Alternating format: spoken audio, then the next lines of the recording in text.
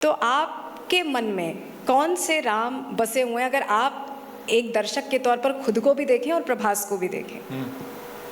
इसका जवाब आप मुझसे क्यों पूछ रही हैं? इसका जवाब तो ऑलरेडी हमें मिल चुका है। जी। जो हमारी रामायण थी रामानंद सागर जी वाली, उसके बाद 5 रामायणें और बनी हैं। जी। आप में से किसी रामायण के एक्टर बता सकती हैं आप?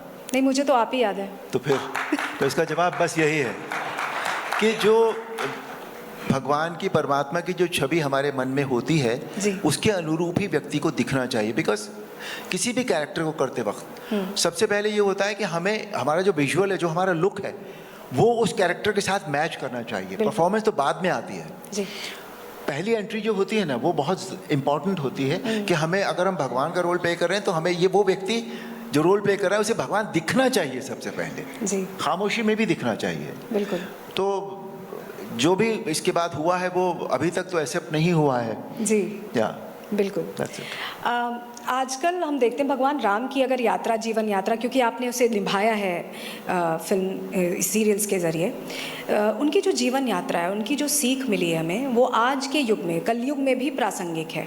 एकता, धर्म पर चलने का रास्ता, उतनी सहजता, उतनी सरलता, वो अगर आज भी हम लेके चलें तो शायद हम बहुत अच्छे रास्ते पर होंगे। लेकिन आजकल जो रिश्ते हैं बहुत क्षणभंगुर हो गए हैं, बहुत आसान हो गया है तोड़ना, हटना, बहुत ज़्यादा ऐसा हो गया है। मैंने सुना है कि आपने उसके लिए एक पहल शुरू की है।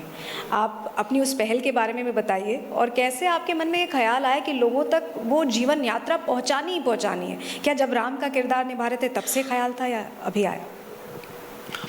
हुआ यूँ कि मैं सांसद बनने के बाद मैंने मेरठ में ना अखबार पढ़ना शुरू किया। जी।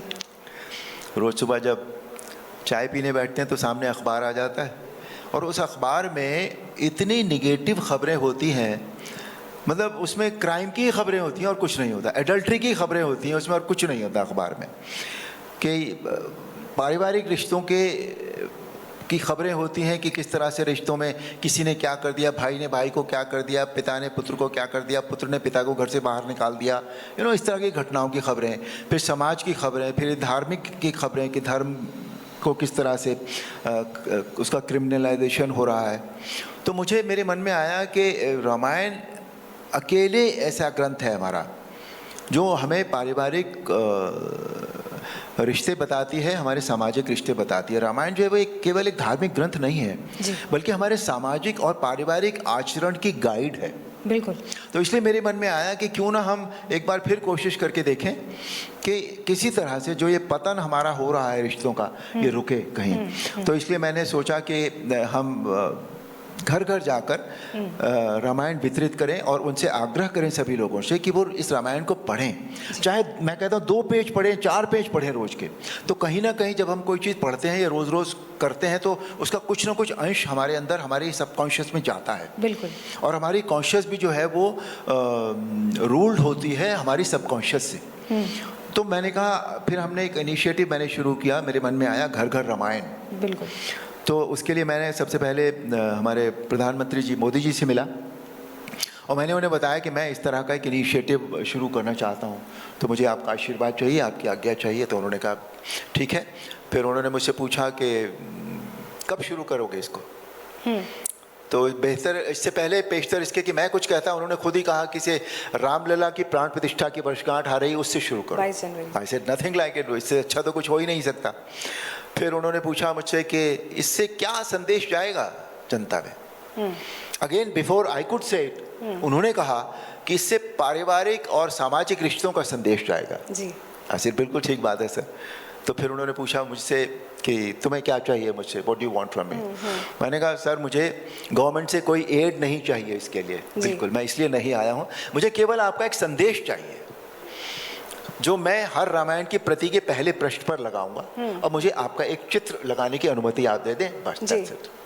और कुछ ही दिनों बाद उन्होंने वो संदेश मुझे भेज दिया। वो संदेश आप पढ़ें तो रामायण की इतनी अच्छी व्याख्या और रामायण से हम क्या ले सकते हैं, मैंने कभी नहीं सुना इतना अच्छा जो उन्होंने भेजा। और उस दिन से हमने ये रामायण वितरित करनी शुरू की। अब आप भगवान राम के तौर पर लोगों के मन में तो हैं, अब मेरठ के सांसद भी हैं। मेरठ रावण की ससुराल मानी जाती है, आपने भगवान राम का किरदार निभाया है। अब उस किरदार के साथ वो सांसद कैसे सम्मिलित हो गया है और कैसे काम कर रहा है मेरठ के लिए? मैंने सुना आपने खूब चिट्ठियाँ लिखी हैं, ज़रा बताइए। पहली बात तो आपने सही कहा कि मेरठ रावण की ससुराल है, पर वो होती थी, अब नहीं है। अब वो राम का घर है। बिल्कुल, तालियां होनी चाहिए इस बात पे। मेरठ राम का घर है अब। और आसान भी हो जाता है थोड़ा एज ए सांसद वहाँ काम करना, ऐसा भी नहीं है। हालांकि उन लोगों के कारण जो ये नहीं चाहते थे अपने स्वार्थी कारणों की वजह से जी। कि कोई बाहर का व्यक्ति यहाँ आए, अब उन्होंने मुझे बाहर का व्यक्ति कैसे मान लिया था पहले तो मुझे यही नहीं पता। आप वहीं जन्मे हैं। Because I was born and brought up. मेरे जीवन के 22 साल मेरठ में गुजरे हैं, तो मैं कैसे बाहर का व्यक्ति हुआ। पर यही कहा गया कि एक बाहर का व्यक्ति यहाँ क्यों आ रहा है, यहाँ नहीं आना चाहिए। एनीवे, लेकिन जो सभी का प्यार था, जो सबका स्नेह था, उससे हमारी विजय हुई और मैं वहाँ का सांसद बन गया। सांसद होने के नाते एक इज़्ज़त मिलती है, वो सभी सांसदों को मिलती है। लेकिन जो उनके मन में मेरी छवि है, उसकी वजह से मेरा एक मुझे लाभ ये होता है कि मैं जो कहता हूँ वो लोग बात मेरी मान जाते हैं। जी। जो आम जनमानस है वो मेरी बात मानता है, मेरी बात सुन लेता है ठीक से। इतना सम्मान है, इतना सम्मान वो मेरी उस छवि को देते हैं। अब थोड़ा सा हम लोग ने बहुत गंभीर बातें कर ली हैं, थोड़ा सा मैं ये आपसे समझना चाहती हूँ कि अब क्योंकि आपकी छवि वैसी ही है और सभी के मन में वैसी है, जैसे अभी भी आप मुझे ऐसे दिख रहे हैं, मैं आंखें बंद करूंगी तो आप मुझे मुकुट में और वो भगवा वस्त्र में दिख जाएंगे, क्योंकि मेरे मन में आपकी वही छवि अंकित है। आप जब एयरपोर्ट से जाते हैं, कभी मैं देखती हूँ वीडियोज़ आते हैं, कोई साष्टांग हो गया एकदम अचानक से, आप चौंक गए। एक ऐसा आपका किस्सा है कि आप पहले कभी स्मोक किया करते थे या कुछ मतलब इस तरह की चीज़ें भी, अब सबकी कैजुअल लाइफ होती है एक्टिंग से अलग भी, तो आपके लिए वो पल जो ट्रांजिशन का था, जहां आप उस किरदार को निभाते हुए उसे अपनाने लगे, ज़रा वो ट्रांजिशन बताइए। और कभी ऐसा कोई किस्सा कि कोई अचानक ही दंडवत हो गया, साष्टांग हो गया, आपको समझ नहीं आ रहा अब क्या करूं, तो इस तरह का कोई किस्सा हो अगर? तो ऐसे किस्से अभी भी होते रहते हैं, पहले तो बहुत ही होते थे, अभी भी। पर मुझे लगता है अब जो क्वांटिटी अगर आप देखें या क्वांटम उसका देखें, तो अब जो मुझे आदर स्नेह जो लोगों का मिलता है वो अब पहले से कहीं बहुत ज़्यादा है इस समय।